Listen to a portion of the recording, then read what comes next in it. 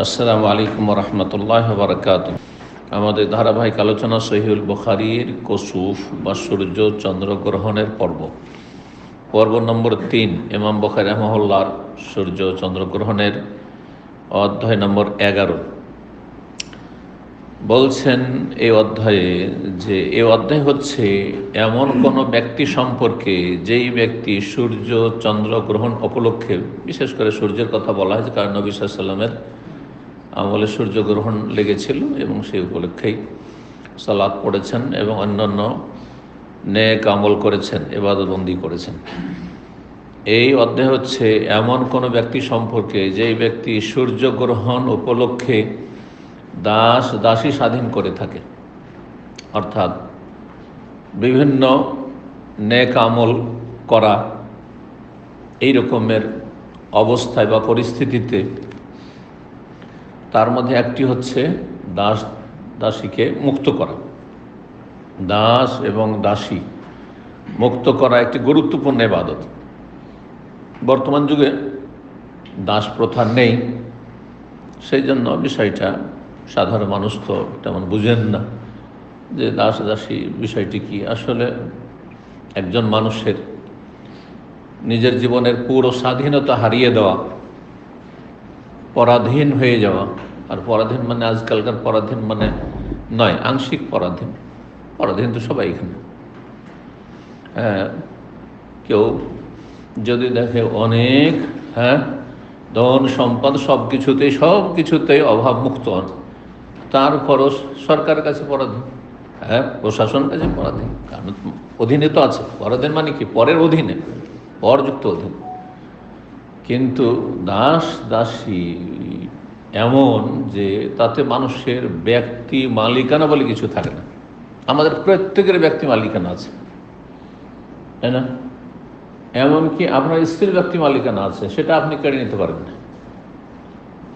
তার ব্যক্তি মালিকানায় ধন সম্পদ থাকতে পারে, টাকা পয়সা থাকতে পারে, তার টাকা পয়সা সে নিজের নিয়ন্ত্রণ করবে, নিজের ইচ্ছা মতো দান খেরাত করুক, কাউকে দিক, তাতে আপনার বলার কোনো অধিকার নেই। ওর টাকা যদি, আপনার টাকা পয়সা নিয়ে যখন দেবে তখন অনুমতি নিতে হবে। কিন্তু তার বাবার মায়ের টাকা পয়সা পেয়েছে, আর সেগুলো থেকে সে দান খেরাত করছে, আপনার অধিকার কি আছে তাতে? কাউকে খাওয়াচ্ছে, কাউকে দিচ্ছে, স্বাধীন। আপনি আপনার ধন সম্পদ উপার্জন করছেন, আপনি আপনার বাপ ভাই আত্মীয় স্বজনকে খাওয়ান, আপনার স্ত্রীর বলার কোনো অধিকার নেই। এই ক্ষেত্রে অনেক মহিলারাই বাড়াবাড়ি করে, যেটা অন্যায়, হারাম। জি। তো ব্যক্তি মালিকানা হারিয়ে যাওয়া আর গোলামের জীবন কাটানো, এমন গোলামে যাতে মানুষ, এই স্বাধীন মানুষ কি হয়ে যায়? পণ্যের মতো হয়ে যায়। দুনিয়ার যে সমস্ত মাল সামান ক্রয় বিক্রয় ওই রকম হয়ে যায়। যেমন ধান চাল, টাকা পয়সা, গাছপালা ইত্যাদি সব কিছু বিক্রি করছেন, ফলমূল, ঠিক তেমনই। তো ইসলাম কখনো চাই না যে এইভাবে মানুষ জীবন যাপন করুক, যদিও কাফের হোক না কেন। এই জন্য দাস মুক্ত করার ক্ষেত্রে এই শর্ত না যে মুসলিম হলে শুধু স্বাধীন করবেন। আপনি অমুসলিম কাফের দাসকেও স্বাধীন করতে পারেন, তাতেও নেকি রয়েছে। যদিও একজন মুসলিম দাস দাসীকে যদি মুক্ত করেন তাতে বেশি নেকি রয়েছে, কারণ তাকে তার ইসলাম পালনে আপনি সহযোগিতা করলেন। সে এখন স্বাধীনভাবে এলেম শিখতে পারবে, তার সময়ের মালিক সে, তার মনিব মালিক ছিল। সময়ের কোনো ইখতিয়ার নাই যে এই সময়টা আমি দিন শিখবো, যদি মালিক ছাড় না দেয়। মালিক যদি বলে যে না, আমার কাজ ছাড়া বাইরে কোথাও যাওয়া যাবে না, উপায় নেই। কিন্তু একজন স্বাধীন মানুষ, আপনারা সবাই স্বাধীন, যদিও চাকরি করছেন, করলাম না চাকরি, এখনই রিজাইন দিয়ে দিলাম, আমাকে দিন শিখতে দেবেন, রিজাইন দিয়ে দিলাম। পারবেন না? অবশ্যই পারবেন। কিন্তু গোলাম কি রিজাইন দিতে পারবে? না, উপায় নেই, ও তো পণ্যের মতো। তো এই জন্য ইসলাম মুসলিম কাফের যে কোনো দাস দাসী হোক না কেন যথাসাধ্য স্বাধীন করার জন্য উৎসাহিত করেছে। ফজিলত বয়ান করা হয়েছে দাস স্বাধীনের বিভিন্ন ভাবে, বিভিন্ন কাফারার মাধ্যমে। যদি এই সব অপরাধ করে দাও তাহলে কাফারা আছে, তো কাফারাতে তুমি দাস স্বাধীন করা আছে না? নেই? যা হোক, দাসের যুগ নেই। আজকাল এক শ্রেণীর মূর্খরা, এমনকি আরবদের মধ্যে জাহেল মূর্খ আছে গণ্ড, যারা মনে করে যে বাড়ির কাজের মেয়ে ছেলে এগুলো আমাদের দাস।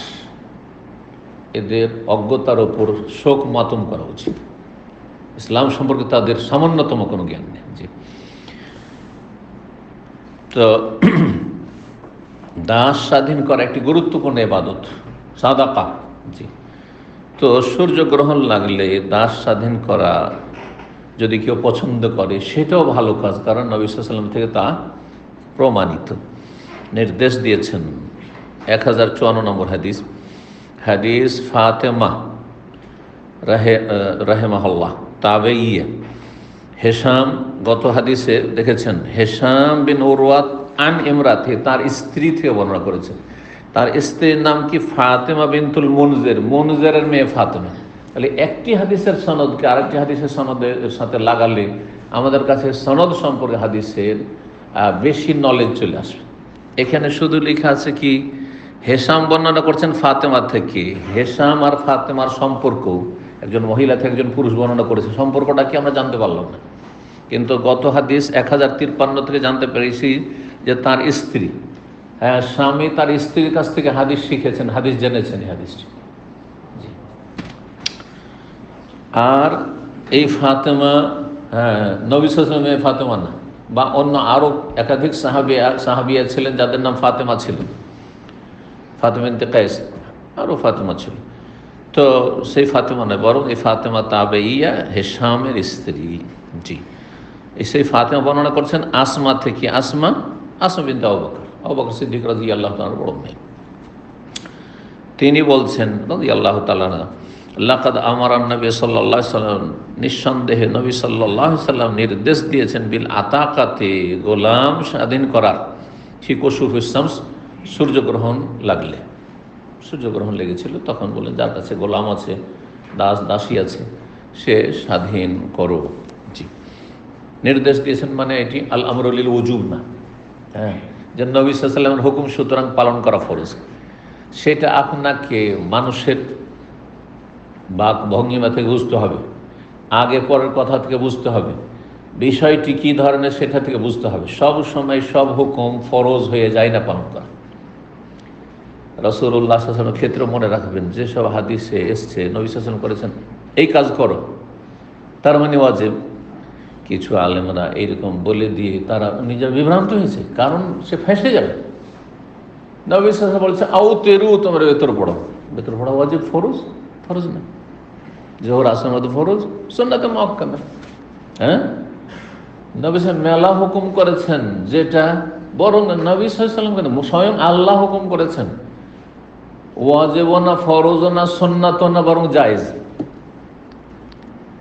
কোরআন এবং হাদিস গভীরভাবে না পড়াশোনা করে বুঝতে পারবেন না। তো সবসময় সব হুকুম পালন করা কি হয় না, ওয়াজিব ফরজ হয়ে যায় না। তো আল আমরুল লিল উজুব, যেটা উসুল ফিকহের কায়দা, সেটা অধিকাংশ ক্ষেত্রে যদি দেখেন যে আগে পরে যে কথা চলছে তাতে আমি কোনো ইশারা ইঙ্গিত পাচ্ছি না, যে তা আমার করতেও পারি আর নাও করতে পারি, বাধ্যতামূলক, তাহলে ওয়াজিব। কিন্তু যদি দেখা যায় যে না, বিষয়টা তো এরকম নয়, যদিও নির্দেশ দিচ্ছেন কিন্তু মায়া মমতাকে নির্দেশ দিচ্ছেন। ছেলে মেয়েদের পরীক্ষার সময় রাত 11টা-12টা হয়ে গেছে, তারপরে সারা রাত যাবে ছেলে মেয়েরা, ঘুমিয়ে যাও, ফরজ হুকুম না মায়া করে। সেটা ছেলে মেয়ে বুঝছে যে মায়া করছে, আমি 1-8 ঘন্টা আরও পড়ি, গুনাহগার হবেন না। কিন্তু যদি বলেন যে এই কাজটি করে আসুন, হ্যাঁ, আর সেই কাজটা আপনি নির্দেশ দিচ্ছেন, ওকে বুঝতে হবে যে এটা কি আমার জন্য ফরজ হচ্ছে কিনা। হ্যাঁ, যদি দেখা যায় যে হ্যাঁ এটাই হুকুম, এটা মায়া করেন না, এটা বাবা মা হুকুম করছেন, তাহলে ফরজ আদায় করেন। একটা ছেলে একা আছে, বাপের 1 সন্তান, মায়ের 1 সন্তান, ও বিদেশ যাবো, না বিদেশ যেও না, মানা ফরজ। কিন্তু 2-4-5টা ছেলে আছে, মায়া করছে, বিদেশ যেও না, থাকো সাথে, ওটাও তো হুকুম, তখন বলবো না যে ফরজ। হ্যাঁ, দেখতে হবে বিষয়টি। কোরআনের একটা উদাহরণ দিই, যে হুকুম করেছেন আল্লাহ, অথচ কাজটি সুন্নাত না, জায়েজ। ফাইজা হালাল তুম ফাস্তাদু, যখন তোমরা এহরাম থেকে হালাল হয়ে যাবে, এহরাম খুলে ফেলবে হজ উমরা করে, হজ উমরা শেষ হয়ে গেল, হালাল হয়ে গেল, ফাস্তাদু, তখন স্বীকার করো। কি করো? স্বীকার করো। ফরজ, ওয়াজিব, সুন্নাত জীবন আমরা স্বীকার করিনি। কেউ পাখি শিকার করেছেন, কেউ খরগোশ শিকার করেছেন, কেউ সান্ডা শিকার করেছেন? হ্যাঁ, সুন্নাত না। নবী নিজে স্বীকার করেছেন, সাহাবারা কেউ কেউ স্বীকার করেছেন। জায়েজ কাজ, হালাল হয়ে গেল। আগে নিষেধ ছিল, এহরাম অবস্থায় নিষেধ ছিল, এই জন্য তখন ওখানে উসুল ফিকহের যারা বিজ্ঞ ওলামা তারা বলছেন নিষেধাজ্ঞার পরে যদি হুকুম আসে তাহলে জায়েজ। এহরাম অবস্থায় কি করা যাবে না? স্বীকার করা হারাম। হারামের পরে এখন কি হচ্ছে? তোমার জন্য বৈধতা দেওয়া হচ্ছে, ফাইজা হালাল, তুমি হালাল হয়ে গেছে, এখন স্বীকার করো, মানে এখন জায়েজ। বুঝতে পেরেছেন?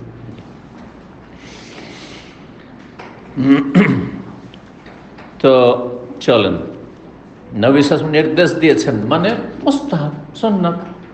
সূর্যগ্রহণ লেগেছে, গোলাম আজাদ করবেন, দান সাদকা করবেন, জিকির আজকার করবেন, ওয়াজিব, সুন্নাত, মুস্তাহাব কাজ। জি, সালাত আদায় করা সুন্নাত, সুন্নাতে মুআক্কাদা বলতে পারেন। জি, ওয়াজিব নাই। 12 নম্বর অধ্যায় বলছেন বাবু সলাতিল কুসুফিল মসজিদে। এই অধ্যায় হচ্ছে মসজিদে গিয়ে সূর্য চন্দ্রগ্রহণের সালাত আদায় করা, বাড়িতে নয়। যদি জামাত হয় তাহলে মসজিদে গিয়ে সালাত আদায় করুন, একাকী নয়। মসজিদে গেছেন কিন্তু একা একা সব পৃথক পৃথক না, একসাথে জামাতবদ্ধ হয়ে সালাত আদায় করুন, এটি হচ্ছে সুন্নাত। 1055 নম্বর হাদিস বর্ণনা করেছেন আমরা বিনতে আব্দুর রহমান, প্রখ্যাত তাবেঈয়া ছিলেন এবং বড় আলেমা ফিকহা ছিলেন। সালাফদের যুগে, সাহাবায়ে তাবেঈনদের যুগে অনেক মহিলারা বড় বড় আলেমা ছিল, বড় বড় আলেমা ছিল। তাদের কাছ থেকে পুরুষরা ইলম হাসিল করত। তো আমরা বিনতে আব্দুর রহমান মা আয়েশা রাদিয়াল্লাহু তাআলা আনহার বিশিষ্ট ছাত্রী ছিলেন তিনি। মা আয়েশা রাদিয়াল্লাহু তাআলা বর্ণনা করেছেন আন্না ইয়াহুদিয়াতান জাআত তাসআলুহা, জনক ইহুদি মহিলা আসলো নবী সাল্লাল্লাহু আলাইহি ওয়াসাল্লামের কাছে, না মা আয়েশার কাছে, কি করতে? কিছু চাইতে। গতকালকে হাদিসটি গেছে। ফাকালাত, এসে বলছে ওই মহিলা, আযাকিল্লাহু মিন আযাবিল কবর, আল্লাহ আপনাকে কবর আযাব থেকে রক্ষা করুন, আশ্রয় দান করেন। ফাসালাত আয়েশা তো রাসূলুল্লাহ সাল্লাল্লাহু আলাইহি ওয়াসাল্লাম, তখন রাসূলুল্লাহ সাল্লাল্লাহু আলাইহি ওয়াসাল্লামকে আয়েশা রাদিয়াল্লাহু জিজ্ঞেস করলেন, আইয়ুআযাবুন নাস ফি কুবুরিহিম, মানুষকে কি কবরে আযাব দেওয়া হবে পাপের কারণে? এতদিন পর্যন্ত আয়েশা রাদিয়াল্লাহু তাআলা আনহা জানতেন না যে কবরেও আযাব হয় খারাপদেরকে। তিনি মনে করছিলেন যে আযাব হবে কোথায়? হ্যাঁ, জাহান্নামে আযাব হবে, বারজাখী জীবনে, কিন্তু কবরের আযাবের কথা শোনেন, কবর আযাবের কথা শুনে প্রথম শুনছেন। তাহলে প্রথম যুগে ছিল এই বিষয়টি, আর ইসলামের বিধিবিধান নবী সাল্লাল্লাহু আলাইহি ওয়াসাল্লামের উপর একবারে চলে আসেনি, ধীরে ধীরে আসছে। একসাথে যদি আপনাদের সবই দিয়ে দেওয়া হয় তো কোনোটাই মনে রাখতে পারবেন না। বড় হিকমত আছে, 23 বছরে, দীর্ঘ 23 বছরে কোরআন নাযিল হয়েছে। একবারে যদি লাগাম টেনে ধরা হয়তো মক্কার কাফেরদের একটাও ইসলাম কবুল করতো না। ওই যারা আসল প্রকৃতির ওপরে ছিলেন, আবু বকর, উসমান, হ্যাঁ, এই ধরনের এই 2-4টা থাম, বাকি সব না, পারা যাবে না। ঠিক আছে, শিরক করিও না, হ্যাঁ, জিনা করিও না, কিন্তু মদ খেও না বলা হয়নি। অনেক পরে বলা হচ্ছে মদ খেও না। মহিলারা তোমরা ইসলাম কবুল করো, জিনার কাছে যেও না, শিরক করিও না, এই করিও না, সূরা মুমতাহিনা তো রয়েছে। হ্যাঁ, কিন্তু তাদেরকে বলা হয়নি যে হিজাব করতে ছাড়া রাখতে হবে। স্বাভাবিক শালীনতার সাথে মোটামুটি যেমন চলে আজকালকার মতো, কিন্তু বিবস্ত্র, হ্যাঁ, আর অর্ধ উলঙ্গ হয়ে যে মহিলারা চলাফেরা করছে স্কার্ট পরে আর শাড়ি ব্লাউজ পরে প্যাট পিঠ খুলে, এইরকম মক্কার কাফের মহিলারও ছিল না। স্বাভাবিক যেমন থাকে, যেমন আমাদের দেশে হিন্দু মহিলারা আগের কেমন ছিল, মাথায় একটা কাপড় দিত, মাথায় কাপড় দিত, চেহারা খোলা থাকতো, এতটা হয়তো হাত খোলা আছে, কিন্তু একেবারে ব্লাউজ আধা হাতের ছিল না, তাদেরও ব্লাউজ নিচে নেমে থাকতো। দেখেছেন আগের মহিলাদের, কিন্তু এখন অবস্থার পরিবর্তন হচ্ছে, মুসলিম সমাজের মহিলাদের অবস্থা খারাপ হচ্ছে। তো কিছু কিছু ক্ষেত্রে মুসলিমরা, শ্রেণীর মুসলিমরা ইসলাম থেকে এত দূরে চলে গেছে যে কাফেরও লজ্জা পাবে। তো জিজ্ঞেস করলেন মায়েশা রাদিয়াল্লাহু তাআলা রাসূলুল্লাহ সাল্লাল্লাহু আলাইহি ওয়াসাল্লামকে, রাসূলুল্লাহ বললেন আইযান বিল্লাহ মিন যালিক, আমি আল্লাহর আশ্রয় গ্রহণ করছি এই থেকে, মানে কবর আযাব থেকে। তার মানে কবর আযাব সত্য, আযাবুল কবরি হাক্কুন। জি, 1056 নম্বর হাদিসটি কিন্তু গতকালকে চলে গেছে, এই জন্য একটু তাড়াতাড়ি আমি অনুবাদ করছি। সুম্মা রাকিবা রাসূলুল্লাহ সাল্লাল্লাহু আলাইহি ওয়াসাল্লাম, এই হাদিস 1056 এখানে। আর দেখেন যে গতকালকে যে এসেছে ওইখানে এসেছে হাদিসটি কত নম্বরে, কারো মনে আছে? যে 50। জি, মাশাআল্লাহ। জি জি, হ্যাঁ ঠিক, এই যে সোমবার 1050, তো সেম ওই হাদিসটা নিয়ে আসছেন। কিন্তু এখানে দেখাতে চেয়েছেন কি, যে মসজিদে সূর্যগ্রহণের সালাত আদায় করা, সূর্যগ্রহণের সালাত মসজিদে আদায় করা। আর এখানে অধ্যায় কি ছিল? কবর আযাব থেকে সূর্যগ্রহণের সময় কি করা? আশ্রয় কামনা করা। আর গতকালকে বলে সূর্যগ্রহণের সাথে বা চন্দ্রগ্রহণের সাথে কবর আযাবের কি সম্পর্ক রয়েছে, যে সূর্য চন্দ্রগ্রহণ লাগলে তখন কবর আযাব থেকে আশ্রয় কামনা করেছেন নবী সাল্লাল্লাহু আলাইহি ওয়াসাল্লাম। কারণ মনে আছে কি বলেছিলাম? দুটোতে মিল আছে, সদৃশ্যতা আছে, অন্ধকার হওয়ায়। জুলমাতুল কবর, কবর অন্ধকার, আর সূর্য চন্দ্রগ্রহণ লাগলে অন্ধকার হয়ে যায়, মানে সূর্য চন্দ্র আলোহীন হয়ে যায়। এই জন্য কথা প্রসঙ্গে আমরা কথা বলি না, মানে একটা কথার সাথে আর একটা কথার কি আছে, সদৃশ্যতা আছে, তখন এক কথায় আরেকটি বিষয়ে আলোচনা আমরা করে ফেলি, ওই রকম। তো বলছেন অথবা রাসূলুল্লাহ সাল্লাল্লাহু আলাইহি ওয়াসাল্লাম একদিন সকালবেলা বাহনে চাপলেন, জাতা গাদাতিন, মানে একদিন ভোরবেলা, মারকাবান, বাহনে চাপলেন। ফাকাসাফাতিশ শামসু, তারপরে জানতে পারছেন বা দেখছেন যে সূর্যগ্রহণ লেগেছে। ফারাজা, ফিরে চলে আসলেন, কোথাও যাচ্ছিলেন, মদিনার আশেপাশে আনাচে কানাচে গেলেন না। দোহান, কখন ফিরলেন? চাষতের সময় ফিরলেন। আমার রাসূলুল্লাহ বাইনা জাহারা নাইল হোজারে, কক্ষগুলির মাঝামাঝি হয়ে বা কক্ষগুলির মাঝখান দিয়ে অতিক্রম করলেন। নবী সাল্লাল্লাহু আলাইহি ওয়াসাল্লামের বিবিগণের যে কক্ষ, হুজরাতুনের বহুবচন হোজার, আসলেন, মানে এমন দিক থেকে আসলেন যে নবী সাল্লাল্লাহু আলাইহি ওয়াসাল্লামের বিবিগণের যে সারি হয়ে 9 বিবির 9টি কক্ষ বাড়ি তৈরি করা ছিল, ঘর তৈরি করা ছিল। এটা কোন দিকে ছিল জেনে নিলে ভালো, আর অনেকবারই বলেছি কোন দিকে ছিল। বর্তমান মসজিদে নববী আছে উত্তর দক্ষিণ হয়ে, তাই না? কেবলা দক্ষিণ দিকে, কেবলা দক্ষিণ দিকে। দক্ষিণ দিক কোন দিকে? এখান থেকে এদিক, তাই না? এদিকে নয়, এদিকে উত্তর, দক্ষিণে এইদিকে। তো এইদিকে কি আছে? কেবলা। উত্তর দিকে হচ্ছে বাবুস সালাম, বাবুর রাহমা, 1 নম্বর 2 নম্বর গেট। দক্ষিণ দিকে কি আছে?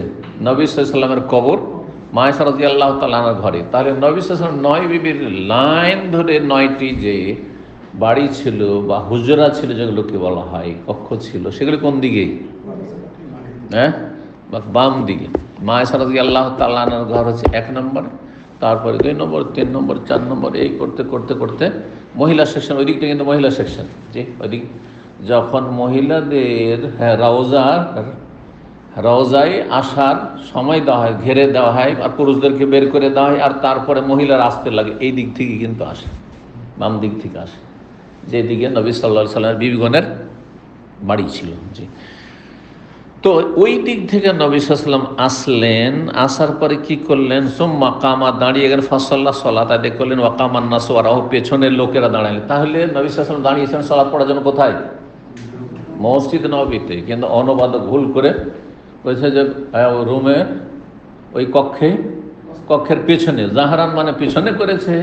আর পিছনে করার পরে তাহলে মানুষে কি বুঝবে যে তার পিছনে মানুষ কাতার লাগিয়ে দিয়েছে, তার আসল মসজিদে নয়। তাহলে অথচ আসল মসজিদে যেখানে মেহরাব, যেখানে ইমাম দাঁড়াবার জায়গা, সেখানে নবী সাল্লাল্লাহু আলাইহি ওয়াসাল্লাম ইমামতি করেছেন, যেমন ফরজ সালাতে করতেন, আর লোকেরা পিছনে দাঁড়িয়েছেন। বলছেন যে ফাকামা কিয়ামান তাওয়িলান, লম্বা কিয়াম করলেন, সুম্মা রাকা, রুকু করলেন, রুকুআন তাওয়িলান, দীর্ঘ রুকু, সুম্মা রাফা, মাথা উঠালেন, তারপরে আবার লম্বা সময় ধরে দাঁড়ালেন, মানে কেরাত করলেন। ওয়া হুয়া দুনাল কিয়ামিল আউয়াল, প্রথম কিয়ামের তুলনায় কম ছিল সেটা।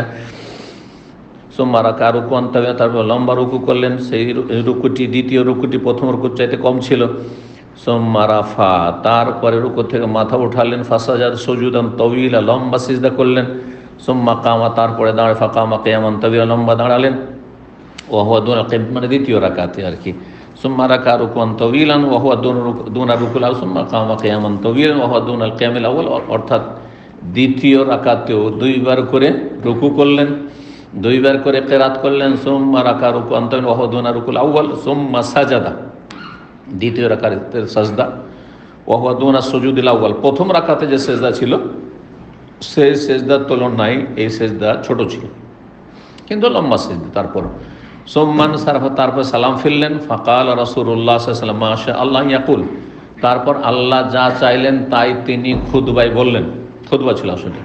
সুম্মা আমারাহু আন ইয়াতাআওয়াযু মিন আযাবিল কবর, তারপরে তাদেরকে নির্দেশ দিলেন সাহাবায়ে কেরামদেরকে, কবর আযাব থেকে তোমরা আশ্রয় গ্রহণ করো।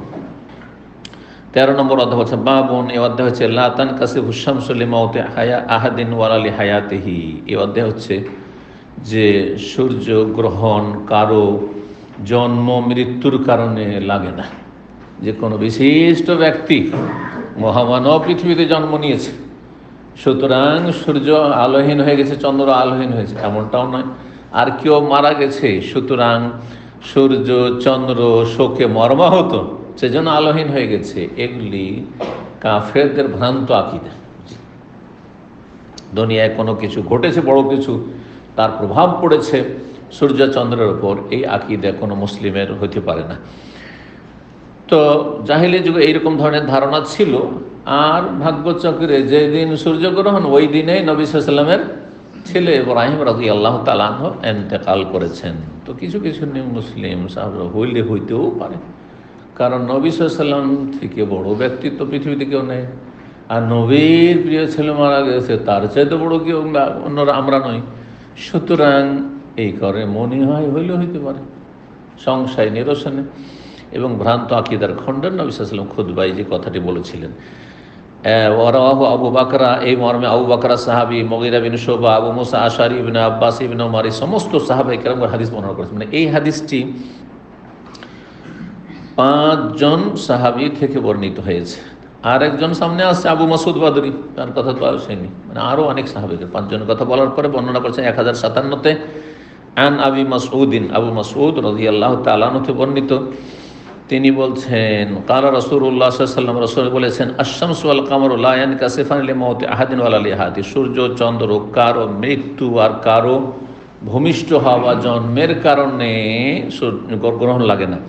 ওয়ালাকিন্নাহুম আয়াতান মিন আয়াতিল্লাহ, তবে এই দুটি হচ্ছে আল্লাহর নিদর্শনাবলী অন্তর্ভুক্ত। ফায়দা রায় তমুহা, যদি এইরকমটা দেখো যে সূর্য চন্দ্রগ্রহণ লেগেছে, ফাসাল্লু, তাহলে কি করো? সালাত আদায় করো।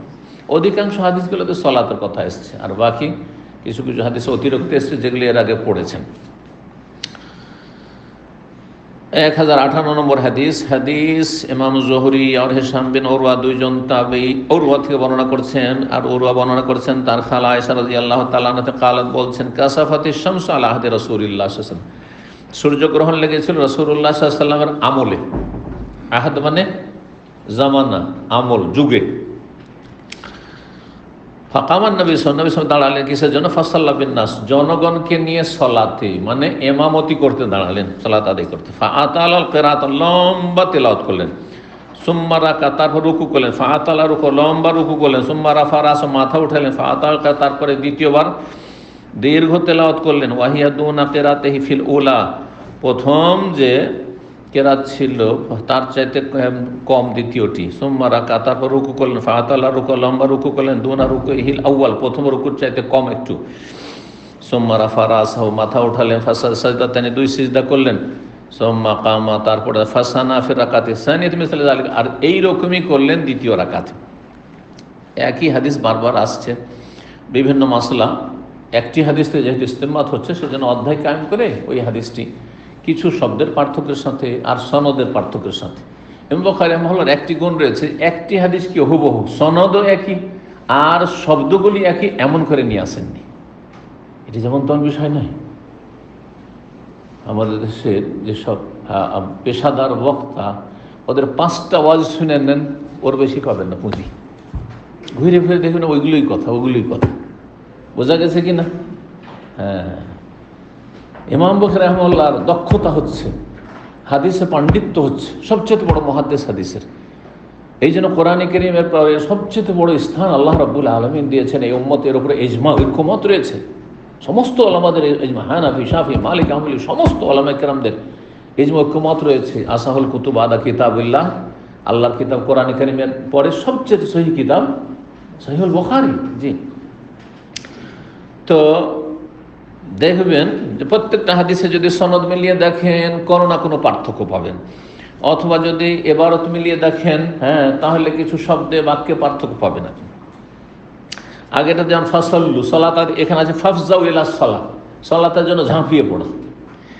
তো বলছেন 1018 নম্বর হাদিসে মা আয়েশা রাদিয়াল্লাহু তাআলা আনহা যে সূর্যগ্রহণ লেগেছিল রাসূলের আমলে, আর তারপরে ফাকামান নাস, লোকেরা দাঁড়ালেন। আগের হাদিসটা পড়েছি না, হয়ে গেছে তাই?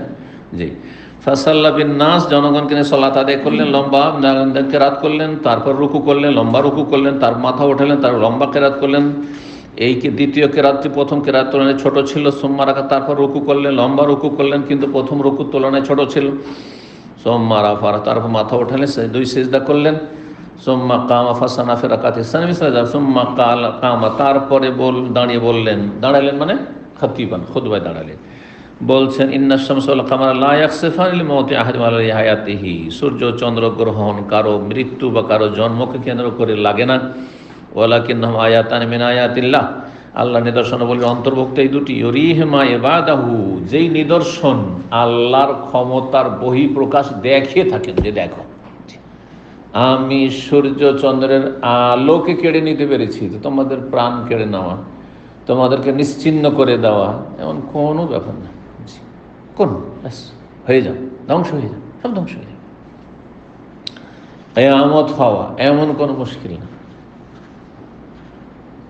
যদি ধরেন দুনিয়ার মধ্যে বিশাল টাওয়ার,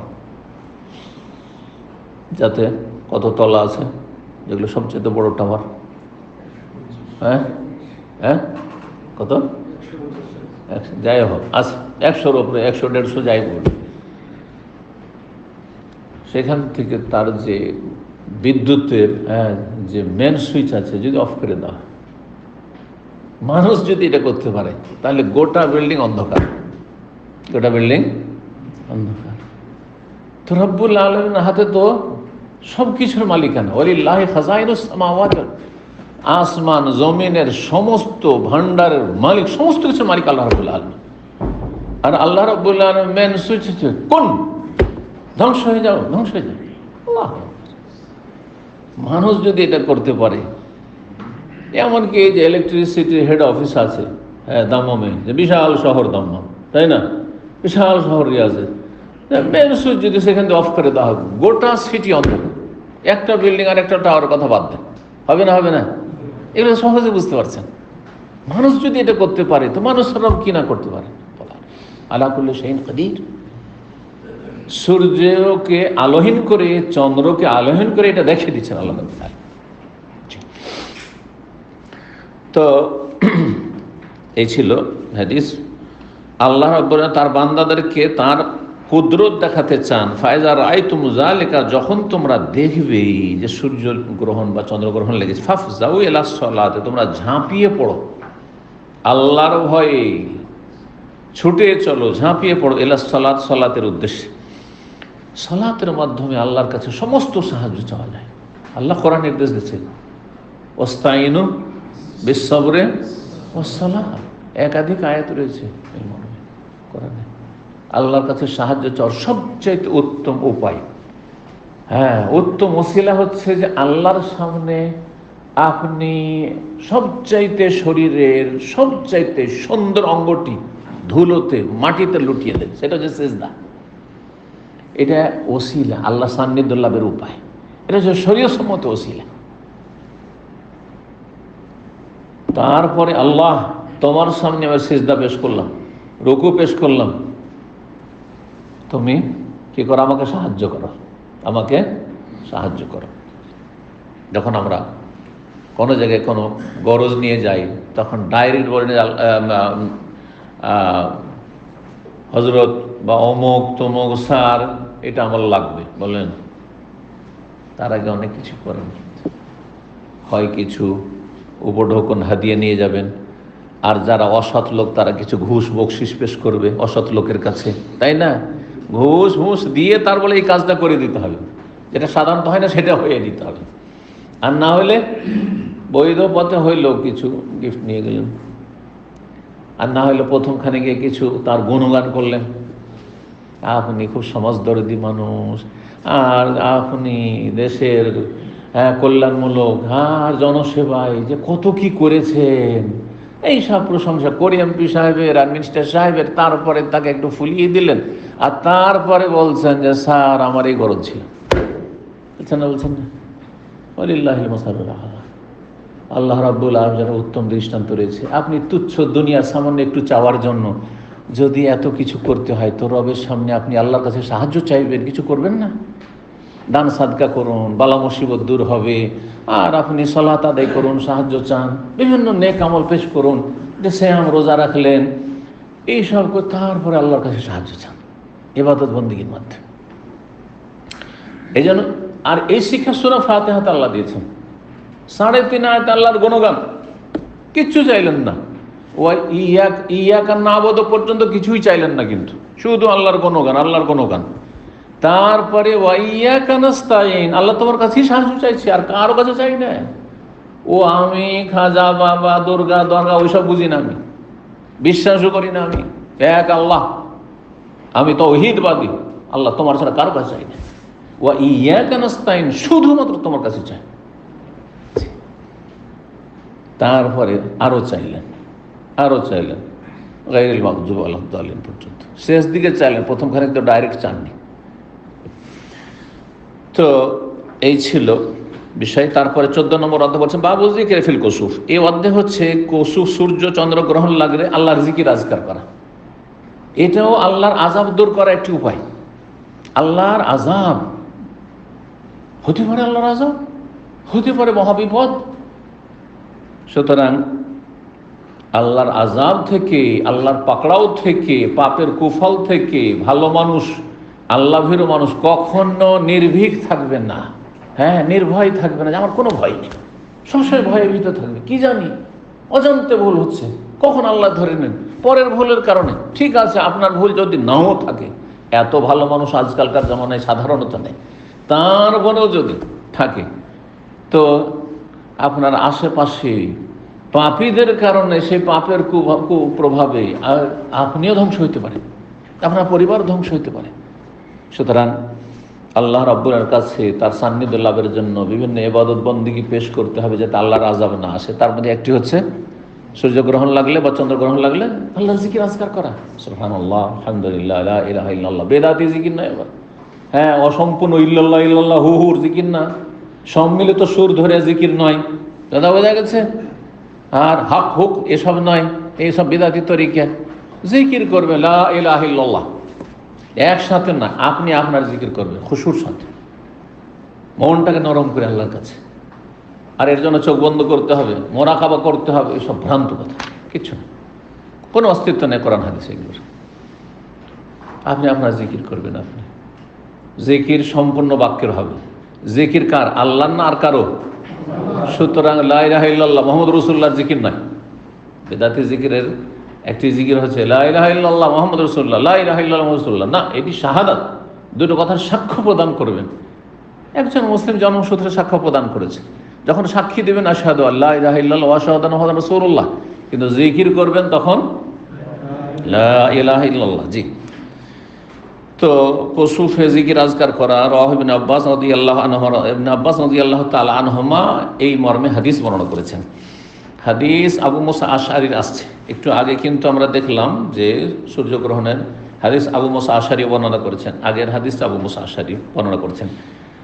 1059 নম্বর হাদিস বলছেন খাসাফাতি শামসু, এই যে খা দিয়ে আসলো কিন্তু সূর্যগ্রহণ, সূর্যগ্রহণ লেগেছিল নবী সাল্লাল্লাহু আলাইহি ওয়াসাল্লামের আমলে। ফাকামান নবী ফাজিয়ান, নবী সাল্লাল্লাহু আলাইহি ওয়াসাল্লাম ঘাবড়িয়ে উদ্বিগ্ন হয়ে দাঁড়ালেন, আল্লাহর ভয়ে ভীত হয়ে, কি জানি কিয়ামত হয়ে যাবে হয়তো। কারণ যেদিন কিয়ামত হবে সেদিন আলোহীন হয়ে যাবে দুনিয়া। জি, সূর্যের আলো আল্লাহ কেড়ে নেবেন। ইয়াকশান তাকুন আসাদ, চলে এসছে, আশঙ্কা করেছিলেন কি জানি কিয়ামত না হয়ে যায়। ফাতাল মসজিদে আসলেন, ফাসাল্লাহ, সালাত আদায় করে, বিআতওয়ালি কিয়ামিন ওয়া রুকুইন ওয়া সুজুদিন, লম্বা কিয়াম, রুকু সিজদা করে, দীর্ঘ সময় দাঁড়িয়ে, দীর্ঘ সময় রুকু করে, দীর্ঘ সময় সিজদায় অবনত হয়ে। রাআইতুহু কাত্তু ইয়াফালু, জীবনে তাকে যে আমি দেখেছি সবচেয়ে দীর্ঘায়িত কিয়াম আর রুকু সিজদা করতে, এর চাইতে বেশি লম্বা কিয়াম রুকু সিজদা করতে কখনো দেখিনি। ওয়াকাল, বললেন, হাযিহিল আয়াতু আল্লাতী ইউরসিলুল্লাহ, এইসব নিদর্শনাবলী যে আল্লাহ পাঠিয়ে থাকেন, লা তাকুনু লিমাউতি আহাদিন ওয়ালা লিহায়াতিহি, কারো জীবন মরণের জন্য হয় না, ওয়ালাকিন ইউখাউফিফুল্লাহু বিহি ইবাদা, আল্লাহ তার বান্দাদেরকে ভীতি প্রদর্শন করেন। ফায়দা রায়তুম শাইআম মিন যালিকা, এর কোনো কিছু দেখবে, এরকম কোনো কিছু অসাধারণ যদি দেখছেন, ঘূর্ণিঝড়, হ্যাঁ, দুনিয়া অন্ধকারে আসছে, হ্যাঁ, কোনো ভালো ভূমিকম্প শুরু হয়ে গেছে, হই হই করবেন না, আর হাহাকার অবস্থা যেন না হয়, যেটা তকদির আছে সেটা তো হবেই, কিন্তু আপনাকে আল্লাহর শরণাপন্ন হইতে হবে, আল্লাহর কাছে আশ্রয় নিতে হবে, জিকির করবেন, দোয়া করবেন, ইবাদত বন্দেগী করবেন, জি, দান সাদকা করবেন। জি, বলছেন আল্লাহ ভয় দেখান। ফাইজা রাআইতুম শাইআম মিন যালিকা, এরকম কোনো কিছু দেখলে, ফাফজাউ ইলা যিকরিল্লাহ, তোমরা ঝাঁপিয়ে পড়ো আল্লাহর জিকিরে, ওয়া দুআই, আল্লাহর কাছে দোয়া করে, ইস্তিগফার, আল্লাহর কাছে ক্ষমা চাওয়া, গুনার কারণে এটা হইতে পারে। সুতরাং আস্তাগফিরুল্লাহ ওয়া আতুবু ইলাইহি, হ্যাঁ, আল্লাহুম্মা গফিরলি, বিভিন্ন ইস্তিগফারগুলি, আল্লাহ আমাদের ক্ষমা করে দাও, নিজের ভাষায় করার সমস্যা নেই। 15 নম্বর অধ্যায় বলছেন বাবু দোয়া ফিল কুসুফ, এই অধ্যায় হচ্ছে সূর্যগ্রহণ লাগলে দোয়া করা, এটি একটি ইবাদত। জি, তাহলে আমরা যেসব ইবাদতগুলি জানো, সালাত 1 নম্বরে, 2 রাকাত নামাজ পড়া, জিকির আজকার, আম কথা জিকির আজকার করা, হ্যাঁ, দোয়া করা, দোয়া করবেন, হাত তুলে দোয়া করতে পারেন, একা একা, সম্মিলিত নয়, কারণ সম্মিলিত দোয়া নবী সাল্লাল্লাহু আলাইহি ওয়াসাল্লাম প্রমাণিত নয়, ইস্তিসকা, বৃষ্টি চাওয়া ছাড়া। আর দান সাদকা করা, গোলাম আজাদ করা পেলেন, হ্যাঁ, আর কি, ইস্তিগফার, তওবা ইস্তিগফার করা, তওবা করা, আর গুনাহ করব না, আর সালাত ছাড়বো না, আর আমি এই যে সব পাপগুলি আছে এসব পাপ থেকে মুক্ত হয়ে গেলাম, জীবনে আর ওগুলো যাব না আমি, ইত্যাদি, আর হারাম খাবো না, যার মধ্যে যে পাপ রয়েছে। তো বিভিন্ন ইবাদত বন্দেগীগুলি করবে। তো সূর্যগ্রহণের দোয়া করা, আবু মুসা আশআরী এবং আয়েশা রাদিয়াল্লাহু তাআলা আনহুমা থেকে বর্ণিত হয়েছে মর্মে হাদিস, তারা বর্ণনা করেছেন নবী সাল্লাল্লাহু আলাইহি ওয়াসাল্লাম থেকে দোয়ার কথা। তাহলে দোয়ার কথা হাদিসে বর্ণিত হয়েছে। 1060 নম্বর হাদিস বলছেন মুগীরা বিন শুবা, দেখেন আগে ইমাম বুখারী বললেন যে সূর্য চন্দ্রগ্রহণের হাদিস, মুগীরা বিন শুবা বর্ণনা করেছেন। ইয়াকুলু, তিনি বলছেন, ইনকাসাফাতি শামসু ইয়াওমা মাতা ইব্রাহিম, সূর্যগ্রহণ লেগেছিল ওই দিনে যেই দিনে ইব্রাহিম রাদিয়াল্লাহু নবী সাল্লাল্লাহু ছেলে মারা যায়। ফাকাল আন-নাস, তখন কিছু কিছু লোকেরা বলা শুরু করলো, সব লোক নয়, যারা হয়তো নিউ মুসলিম, হ্যাঁ, যাদের দিন শিখার বেশি সুযোগ হয়নি, অনেকে ইসলাম কবুল করে নিয়েছে, তার মদিনার থেকে দূরে থাকে বা বাইরে থাকে, এই ধরনের, অথবা এত ব্যস্ত থাকে যে বেশি দিন শেখেননি, এরকম, অল্প সময় পেয়েছে, অথবা দিন শেখার সুযোগ হয়নি, এরকম। এমন নয় যে সিনিয়র সাহাবীরা এই কথা বলবে, তা কখনো বলেনি তারা। ইনকাসাফাত লিমাউতি ইব্রাহিম, সূর্যগ্রহণ লেগেছে ইব্রাহিম রাদিয়াল্লাহু আনহু মওতের কারণে। ফাকাল রাসূলুল্লাহ, জানতে পারলেন যে এইরকম ধরনের মন্তব্য কেউ কেউ করছে, রাসূলুল্লাহ খণ্ডন করার জন্য বলেন, ইন্নাশ শামসা ওয়াল কামারা আয়াতান মিন আয়াতিল্লাহি ইয়ানকাসিফান লিমাউতি হায়দাম আলি হায়াতি ফায়দা রাআইতুমুহুমা, কারো মৃত্যু আর কারো জন্মের জন্য সূর্যগ্রহণ লাগে না, এটি আল্লাহর নিদর্শন। যখন তোমরা দেখবে, ফাদউল্লাহ, আল্লাহর কাছে দোয়া করো, ওয়াসাল্লু, সালাত আদায় করো, কতক্ষণ, হাত্তা ইয়ানজালি, যতক্ষণ পর্যন্ত সূর্যের আলো প্রকাশিত না হবে বা চন্দ্রের আলো প্রকাশিত না হবে, গ্রহণ না ছুটে যাবে। 16 নম্বর আয়াত বলছে বাবু কওলিল ইমামি ফিল খুতবাতিল কুসু আম্মা বাদ, এই অধ্যায় হচ্ছে যে সূর্য চন্দ্র গ্রহণের যে খুতবা হবে সালাতের পরে, সেই খুতবাতে আল্লাহর প্রশংসা গণগানের পরে আম্মা বাদ বল, অতঃপর বলা সুন্নাত, অতঃপর যে কোনো আলোচনাতে। জি, আল্লাহর হামদোসানা করে নিলাম, আর তারপরে আম্মাবাদ মানে অতঃপর। জি, অতঃপর তার মানে যারা শ্রোতা তারা বুঝবে যে এখন আসল বিষয়বস্তুতে বক্তা প্রবেশ করছেন, এখন আর আসল আলোচনা শুরু হচ্ছে। এতক্ষণ পর্যন্ত আল্লাহর প্রশংসা চলছিল, গুণগান চলছিল, বা আশহাদু আল্লাহ ওয়া আশহাদু মুহাম্মাদুর রাসূলুল্লাহ এসব চলছিল, তারপরে দুরূদ ও সালাম চলছিল, যেমনটা সুন্নত। জি, আল্লাহর প্রশংসা এবং নবী সাল্লাল্লাহু আলাইহি ওয়াসাল্লাম প্রতি সালাত ও সালাম পেশ করে দিয়ে তারপরে যে কোনো আলোচনা শুরু করা উচিত। জি, তাতে বরকত হবে, কথাতে বরকত হবে, আপনার আপনার যে যে উদ্দেশ্যে আপনি দাঁড়িয়েছেন সেই উদ্দেশ্যে বরকত হবে। 1061 নম্বর হাদিস। হাদিস বর্ণনা করেছেন ফাতেমা বিনতুল মুনজির আসমাতু, আগের হাদিসটি। কালা, তিনি বলছেন ফান সারাফা রাসূলুল্লাহ সাল্লাল্লাহু আলাইহি ওয়াসাল্লাম সালাত আদায় করার পর ফিরলেন। ওয়াকাত তাজাল্লাতিশ শামসু, তখন সূর্যের আলো প্রকাশিত হয়ে গেছে। ফাকাতাবা, খুতবা দিলেন। ফাহামিদাল্লাহ বিমা হুয়া আহলুহু, আল্লাহর যথাযোগ্য প্রশংসা করলেন। সুম্মা কাল, তারপরে আম্মা বাদ, অতঃপর আম্মা বাদ বলে। 17 নম্বর অধ্যায় হচ্ছে বাবু সলাত ফি কুসুফিল কমার। এই অধ্যায় হচ্ছে এতক্ষণ পর্যন্ত সূর্যের আলোচনা চলছিল, সূর্যগ্রহণ। কারণ হাদিসগুলি এসছে কি সম্পর্কে? সূর্যগ্রহণ। এখন প্রশ্ন থেকে যায় যে সূর্যগ্রহণের হাদিস তো শুনলাম, চন্দ্রগ্রহণ লাগলে সেখানেও কি সলাত আদায় করব? হ্যাঁ, তাতেও সলাত আদায় করবেন। নবী সাল্লাল্লাহু আলাইহি সাল্লামের জামানায় চন্দ্রগ্রহণ লাগার প্রমাণ নেই। মানে নবী সাল্লাল্লাহু আলাইহি সাল্লাম বা সাহাবারা জানতে পারেননি যে চন্দ্রগ্রহণ লেগেছে। যখন জানবেন তখন না সালাত আদায় করবেন। কিন্তু বাস্তবে চন্দ্রগ্রহণ লেগেছে না লাগেনি, বা সূর্যগ্রহণ একাধিকবার হয়েছে না হয়নি, এই বিষয়টি নিয়ে যারা কোরআন এবং হাদিসে এমন কোনো সহি দলিল নেই। শুধুমাত্র আছে কি যে সূর্যগ্রহণের সলাতে বা গ্রহণের সলাতে নবী সাল্লাল্লাহু আলাইহি ওয়াসাল্লাম কখনো এক রাকাতে 2 রুকু করে করেছেন, কখনো 3 রুকু করেছেন, কখনো 4 রুকু করেছেন, কখনো 5 রুকু করেছেন। এর আগে কিন্তু আলোচনা করেছে প্রথম পর্বে, শুনেছেন তো। এখন বিভিন্ন যখন পদ্ধতির কথা আসলো, তাহলে একবার লাগবে সূর্যগ্রহণ, আর এত রকম তো পড়েননি, একবারই না পড়েছেন। হ্যাঁ, তাহলে তো এর মধ্যে একটা ঠিক বাকি ভুল, তাহলে এটাই বলতে হয়। একদল তাই বলছেন আমরা তারজিহ দেব, মানে যেই রেওয়ায়াতটি হাদিসটি বেশি শক্তিশালী, আর এই বুখারী হাদিসটি বেশি শক্তিশালী, যাতে শুধুমাত্র প্রত্যেক রাকাতে 2 রুকু করে আছে, এটি হচ্ছে আমাদের কাছে গ্রহণযোগ্য, তারজিহ পাবে, মানে অগ্রাধিকার পাবে। আর বাকিগুলো অগ্রাধিকার যোগ্য নয়, তার বিভিন্ন কারণ হতে পারে। আমাদের কাছে যেটা বেশি সহি সেটা নেব, কিন্তু আমাদের কাছে প্রমাণিত যে একবারই সূর্যগ্রহণ লেগেছে, একবার লেগেছে, এটা একটি তৌজিহ বা ব্যাখ্যা, বিশ্লেষণ। আর একটি ব্যাখ্যা হচ্ছে যে বিভিন্ন রেওয়ায়াত সবগুলি আপন জায়গায় ঠিক আছে, বিভিন্ন সময় সূর্যগ্রহণ লেগেছে, তখন নবী সাল্লাল্লাহু আলাইহি ওয়াসাল্লাম কখনো 2 রুকু করেছেন এক রাকাত, কখনো 3 রুকু করেছেন, কখনো 4 রুকু করেছেন, কখনো 5 রুকু করেছেন। কিন্তু বাস্তবে আর কখন লাগলো? ইব্রাহিম মারা যাওয়ার বছর বা ওই সময় ছাড়া কখন সূর্য অথবা চন্দ্রগ্রহণ লাগলো যে নবী সাল্লাল্লাহু আলাইহি ওয়াসাল্লাম সালাত আদায় করলেন, আর 3 রুকু 4 রুকু 5 রুকু কখন করলেন? এইরকম ঘটনা হাদিস দ্বারা প্রমাণ করা সম্ভব না।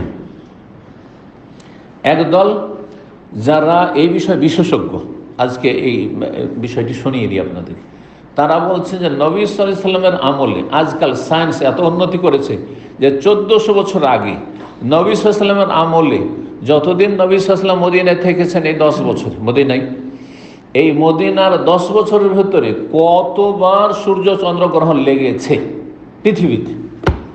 কারণ তারা বলে পৃথিবী, বলতে পারবেন না যে আরবের আকাশে শুধু। তো গবেষকরা একদল গবেষক, আমি কালকেই বিষয়টি পড়ছিলাম, এই জন্য আপনাদেরকে তথ্যটি বলে দিই। একদল গবেষক বলছেন যে 10 বার লেগেছে।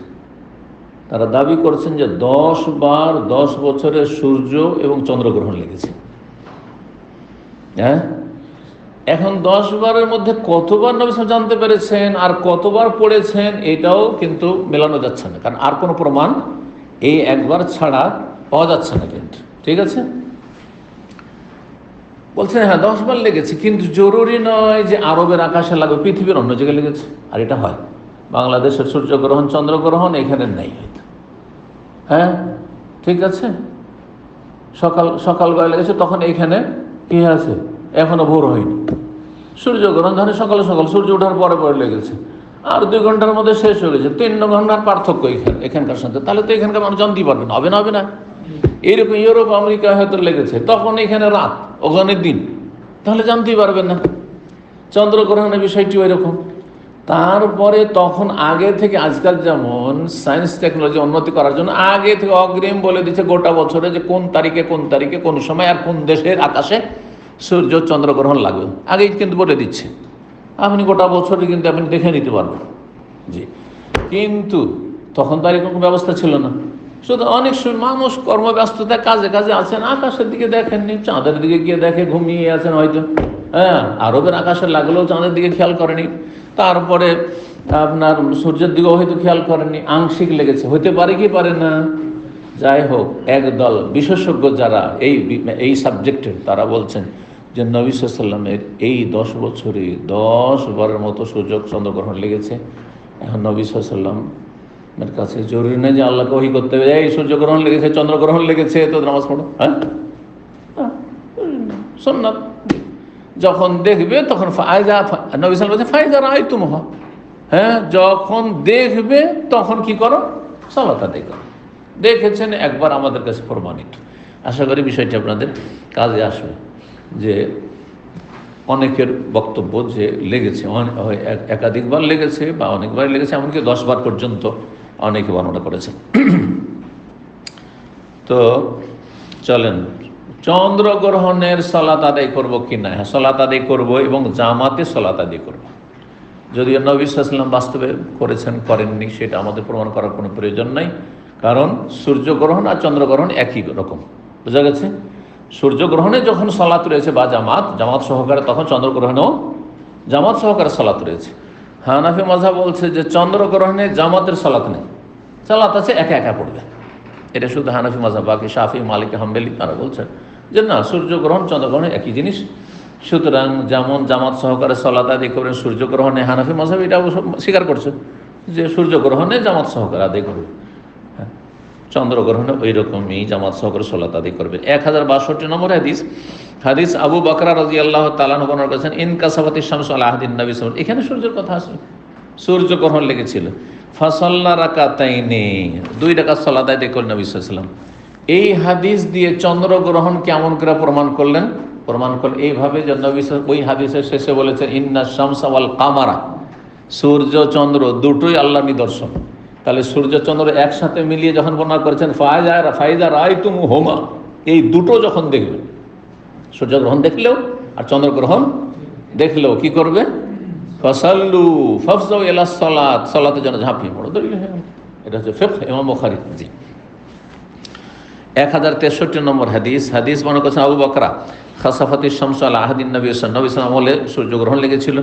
ফাখারাজা ইয়াজুরু রিদান, নবী সাল্লাল্লাহু আলাইহি ওয়াসাল্লাম দ্রুত বেগে বেরোলেন, চাদর টানতে টানতে, চাদর শরীর থেকে একদিকে কাত হয়ে আছে, একদিকে বেশি চাদরের পাল্লা ভারী আর একদিকে কম, লম্বা চাদর, তো একদিকে মাটিতে নবী সাল্লাল্লাহু আলাইহি ওয়াসাল্লাম ঘষটাচ্ছেন আর চলে যাচ্ছেন দৌড় দিয়ে, খেয়াল করছেন না যে চাদর এদিকে আমার মাটিতে ঘষা খাচ্ছে।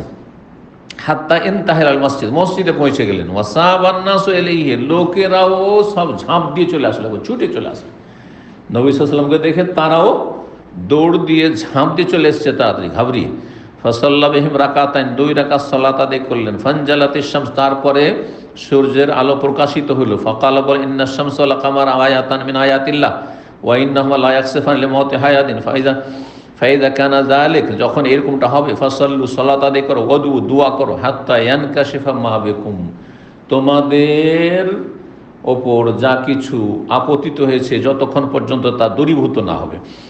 যালিকা আন্না ইবনান লিন-নবী সাল্লাল্লাহু আলাইহি ওয়াসাল্লাম, আর ব্যাপারটা হচ্ছে এই হাদিস কেন বললেন যে কারো মৃত্যুর জন্য সূর্য চন্দ্রগ্রহণ লাগে না, এই জন্য যে নবী সাল্লাল্লাহু আলাইহি ওয়াসাল্লামের এক সন্তান, ছেলে সন্তান মারা গেছেন, ইউকাউল্লাহ ইব্রাহিম, যাকে বলা হয়তো ইব্রাহিম, মানে যার নাম ছিল ইব্রাহিম। ফাকালান নাসু ফি যালিকা, এই মর্মের লোকেরা মন্তব্য করে দিয়েছিল যে হতে পারে যে নবী সাল্লাল্লাহু আলাইহি ওয়াসাল্লামের ছেলে মারা গেছে, সেজন্য সূর্য কান্না করছে। 18 নম্বর অধ্যায় বাবুর রাকাতিল উলা ফিল কুসুফ আতওয়াল। এই অধ্যায় হচ্ছে যে সূর্য চন্দ্রগ্রহণের সালাতের প্রথম রাকাত বেশি দীর্ঘায়িত হবে, বেশি লম্বা হবে। 1064 নম্বর হাদিসের বর্ণনাকারী আমরা তাবেইয়া, আমরা বিনতে আব্দুর রহমান। এর আগে আসলে দেখেন সনদে পার্থক্য গেল, ওখানে আমরা বিনতে আব্দুর রহমানের মেয়ে আমরা, এখানে শুধু আমরা।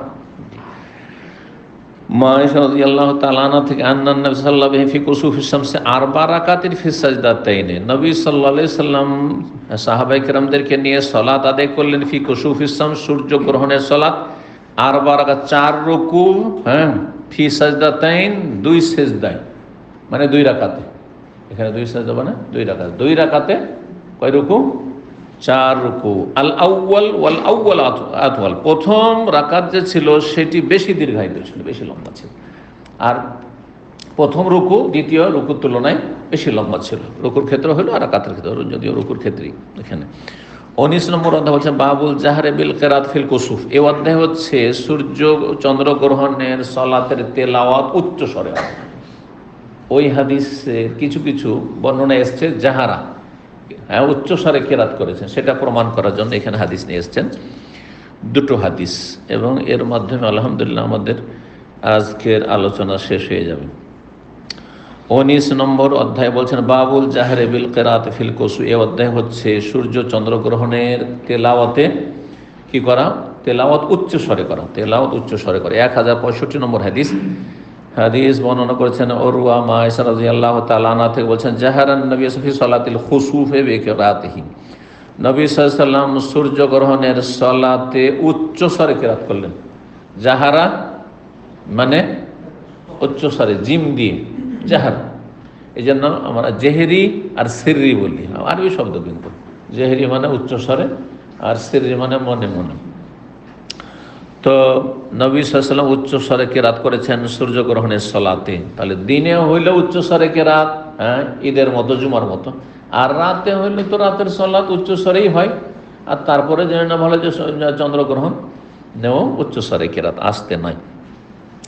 ফায়দা ফারাগা মিন কেরাতে, যখন কেরাত সারলেন, তেলাওয়াত শেষ হলো, কাব্বারা তাকবীর বললেন, ফারাকা, রুকুতে গেলেন। ওয়াইজা রাফা মিনার রাকাতে কালা, যখন রুকু থেকে উঠলেন, এখানে রাকাতে মানে রুকু থেকে যখন উঠলেন বললেন সামি আল্লাহু লিমান হামিদা রব্বানা ওয়ালাকাল হামদ। তাই নবী সাল্লাল্লাহু আলাইহি ওয়াসাল্লাম ইমাম হিসাবে দুটোই বলেছেন, সামি আল্লাহু লিমান হামিদাও বলেছেন আর রব্বানা ওয়ালাকাল হামদ বলেছেন, দুটোই বলবে ইমাম সাহেব। এই বিষয়ে হানাফি, শাফি, মালিক, হাম্বলি সব একমত যে কি ইমাম দুটোই বলবে। কিন্তু মুক্তাদি কি বলবে?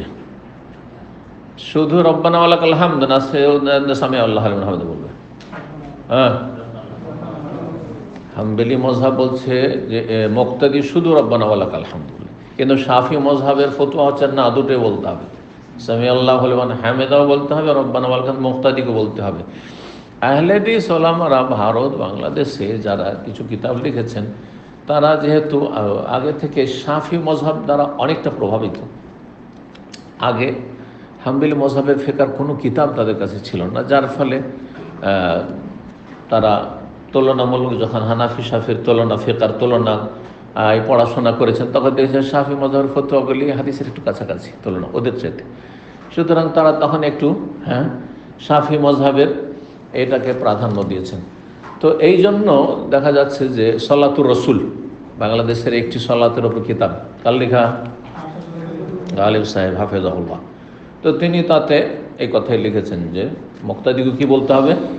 সামি আল্লাহু লিমান হামিদা রব্বানা ওয়ালাকাল হামদ। কিন্তু শেখ আলবানীর কিতাব পড়েন, শেখ ইবনে বাজের কিতাব পড়েন, এগুলো কিতাবে কোথাও পাবেন না। এটা ওখানে কি পাবেন? যে ইমাম দুটো বলবে, কিন্তু মুক্তাদি শুধু রব্বানা ওয়ালাকাল হামদ। এই জন্য এই বিষয়গুলিতে বাড়াবাড়ি কোনো প্রয়োজন নেই। আর এটাই কাছে সুন্নাহর কাছাকাছি বেশি যে মুক্তাদি রব্বানা ওয়ালাকাল হামদ। কিন্তু কেউ যদি সামি আল্লাহু লিমান হামিদাও বলে নেয়, রব্বানা ওয়ালাকাল হামদ বলে, ফিকহি মাসলার ইখতিলাফ, এমন কোনো আকীদার বিষয় নয়। আর যদি কেউ রব্বানা ওয়ালাকাল হামদ বলে, তো আবার যারা সামি আল্লাহু লিমান হামিদা বলাকে ওয়াজিব বলছেন, বলবেন না যে আপনাদের নামাজ হবে না, কারণ আপনারা সামি আল্লাহু লিমান হামিদা বলেন না কেন, ওইটাও বলবেন না। জি, ইজতিহাদি ইখতিলাফ। জি, নবী সাল্লাল্লাহু আলাইহি ওয়াসাল্লাম বলেছেন ফাইজা ক্বালাল ইমামু সামি আল্লাহু লিমান হামিদা, ইমাম যখন বলবে সামি আল্লাহু লিমান হামিদা ফাকুলু, তোমরা বলো রব্বানা ওয়া লাকাল হামদ, বলেননি যে ফাকুলু সামি আল্লাহু লিমান হামিদা রব্বানা ওয়া লাকাল হামদ। এটি দলিল ইমাম আহমদ বিন হাম্বল বা হানাবিলার। তো বলছেন যে সামি আল্লাহু লিমান হামিদা রব্বানা ওয়া লাকাল হামদ বললেন, সুম্মা ইউআবিদুল কিরাত, প্রথম রুকু হয়ে গেল, তাই না? তারপরে পুনরায় কিরাত করলেন ফি সালাতিল কুসুফে, সূর্যগ্রহণের সালাতে, আরবা রাকাতিন ফি রাকাতাইন, 2 রাকাতে 4 রুকু। আরবা রাকাতিন মানে আরবা রুকু আতিন, এখানে রাকাতুন মানে রুকু। 4 রুকু করলেন 2 রাকাতে, ও আরবা সাজদা, তার 4 সেজদা। 4 রুকুর 4 সেজদা, কয় রাকাতে? 2 রাকাতে। আশা করি স্পষ্ট।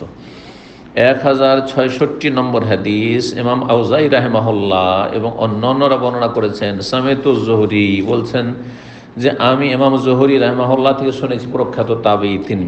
আর ইমাম আউজাই খুব বড় ফকিহ আর মুহাদ্দিস ছিলেন। ইমাম আউজাই রাহিমাহুল্লাহ ওই রকমই বড় ইমাম ছিলেন যেমন ইমাম আবু হানিফা, শাফি, মালিক, আহমদ।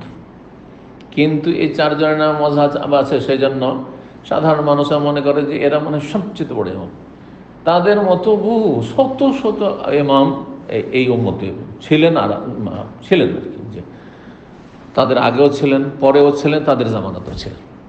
এ কথা আমাদেরকে মনে রাখতে হবে যে এই 4 ইমামের যুগে, তার আগে এবং তারপরে তাদের মতো ইমাম অনেক ছিলেন।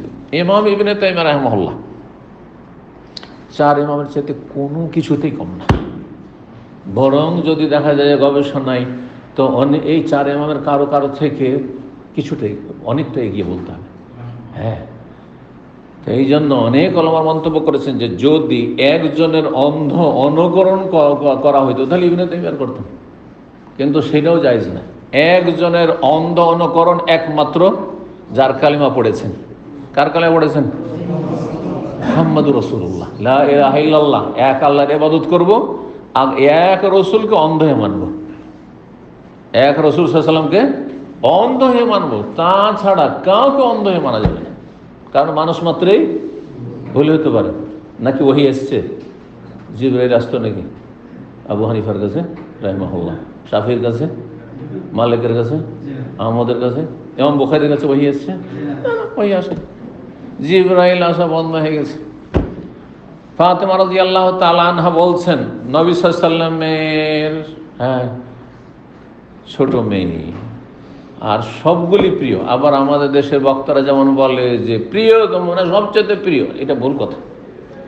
4টা মেয়ে আপনার আছে, আপনি যদি 4টা মায়া মমতে পার্থক্য করেন তা আপনার ইমানে ত্রুটি আছে। এটা যদি আমার আপনার ক্ষেত্রে হয়, হ্যাঁ, যে ছেলে মেয়ের মায়ার ক্ষেত্রে কম বেশি, ছেলের উপর মায়া বেশি, ছেলে যেন গরিব না হয়ে যায়, হ্যাঁ, ছেলে কি করে খাবে তার পরিবার নিয়ে, আর মেয়েটা যে বড় ঘরে এসে ও কি করে খাবে, এই নিয়ে বাপ মায়ের কোনো চিন্তা নেই, জমি জায়গায় সব ছেলেকে লিখে দিয়ে দাও। আউযুবিল্লাহ, আমার ইমানে ত্রুটি আছে, আল্লাহর ভয়ে ত্রুটি আছে, কিয়ামতের দিন জবাব দিতে হবে, এতে ত্রুটি আছে আপনার। আমার আপনার ক্ষেত্রে এটা হতে পারে, যদি আমার আল্লাহর ভয় থাকে তো আমার কাছে আমার 5টা মেয়ে আর ছেলে কোনো পার্থক্য নেই আমার কাছে। ব্যাস আল্লাহর ফয়সালা যে ছেলেকে মেয়ের তুলনায় ডবল দিতে হবে, সেই জন্য। নাহলে মায়ের ক্ষেত্রে ছেলের উপর ডবল মায়া আর মেয়ের ওপর তার অর্ধেক, এটা জায়েজ নাই। জমি জায়গা ধন সম্পদ টাকা পয়সাতে শুধু ছেলেকে 2টো ইট দিবেন আর মেয়েকে 1টা ইট দিবেন, কিন্তু মায়া যতটা আপনি ছেলেকে দেবেন ততটা মেয়েকে দিতে হবে। এর বিপরীত করলে হবে না। হ্যাঁ, কিছু কিছু মানুষ আছে, মহিলা আছে বা পুরুষও আছে, মেয়েকে খুব ভালোবাসে কিন্তু ছেলেকে ভালোবাসে না, এটাও হারাম, এটাও হারাম। ভালো করে বোঝেন বিষয়টি, আল্লাহ বোঝার তৌফিক দান করেন। তো যে কথা বলছিলাম যে রাসূলুল্লাহ সাল্লাল্লাহু আলাইহি ওয়াসাল্লাম ফাতেমা রাদিয়াল্লাহু তাআলা বলছেন, নবী সাল্লাল্লাহু আলাইহি ওয়াসাল্লাম যখন ইন্তেকাল হয়ে গেল, বলছেন যে ইয়া আবাতা, সিরাতুন নবীতে পড়িয়েছি, হে আমার প্রিয় আব্বা, জিবরাইল আনাহ, আমরা এখন জিবরাইলকে জানিয়ে দেব যে আমার আব্বা ইন্তেকাল করেছেন, সুতরাং আর তোমার আসতে হবে না, আর তুমি আয়েশা কোনো লাভ নাই, যার কাছে তুমি ওহী নিয়ে আসছিলে তিনি নেই, দুনিয়া থেকে চলে গেছেন। কথা বোঝা গেছে? তার মানে ওই দরজা আর জিবরাইল আলাইহিস সালামের জমিনে ওহী নিয়ে আসার এই কাজ সিলসিলা বন্ধ হয়ে গেছে। কারো কাছে আর আসেনি, কারো কাছে জিবরাইল আলাইহিস সালাম আসেনি। শুধুমাত্র কদরের রাতে আল্লাহর রহমত আর বরকতের নির্দেশ নিয়ে আসেন। তানাজ্জালুল মালাইকাতু ওয়ার রূহু, অসংখ্য ফেরেশতা নেমে আসেন, এমনকি রুহুল আমিন জিবরাইল আলাইহিস সালাম নেমে আসেন। ব্যাস, নেমে আসেন, ওহী নিয়ে না, ওহী নিয়েও আসেন না, আল্লাহর রহমত বরকত নিয়ে আসেন মুসলিম জাতির জন্য। জি, আল্লাহ বোঝার তৌফিক দান করুন। ঠিক কি বলছিলাম, হাদিস বর্ণনা করছিলাম, কি বলছিলাম, ইমাম আউজাই রাহিমাহুল্লাহ বড় একজন ইমাম, কিন্তু এই চার ইমামের মতো এরকম।